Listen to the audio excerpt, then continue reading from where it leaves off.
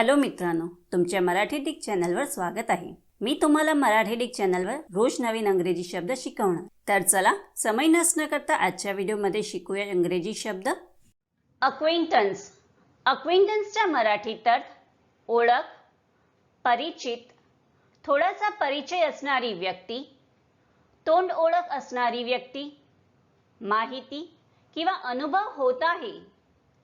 अक्वेंटन्सला आपण वाक्यात प्रयोग करून बघूया। पहिला वाक्य आहे I have no acquaintance with her family. दुसरा वाक्य आहे I have no acquaintance of this novel. तिसरा वाक्य आहे They renewed their acquaintance. चौथा वाक्य आहे You can't judge her on such short acquaintance. Friends, व्हिडिओला लाईक, शेअर आणि कमेंट करायला विसरू नका आणि चॅनलला सबस्क्राइब करा। Thank you.